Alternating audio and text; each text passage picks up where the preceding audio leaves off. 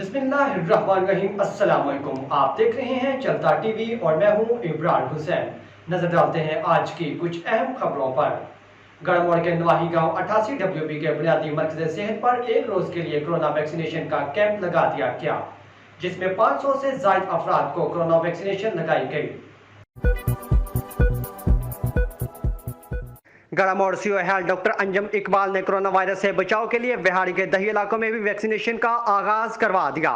गढ़मोड़ के नवाही गांव चक number 88 WB के BHU मरकज़ सेहत पर भी कोरोना वैक्सीनेशन का एक रोज के लिए कैंप लगा दिया गया, जिसमें 500 से ज्यादा अफराद को वैक्सीनेशन लगाई गई। मरकज़ सेहत के इंचार्ज ने चलता टीवी से बात करते हुए कहा, वालेकुम, मेरा नाम डॉक्टर नोरेज़ अहमद है, BHU 88 WB। और अल्हम्दुलिल्लाह हमने सुबह से कोरोना वैक्सीनेशन का कैंप लगाया हुआ है और शाम तक लगाया हुआ है और 5 तकरीबन बज चुके हैं और इस वक्त हमने 600 लोगों को वैक्सीनेट कर दिया है। और इंशाअल्लाह मज़ीद CO हेल्थ बिहाड़ी और DDHO साहब मेलसी से हम मज़ीद फर्दर रिक्वेस्ट करके इंशाअल्लाह मज़ीद इसको कोरोना वैक्सीनेशन कैंप को हम बढ़ाएंगे और मज़ीद लोगों को हम वैक्सीनेट करेंगे इंशाअल्लाह। Thank you.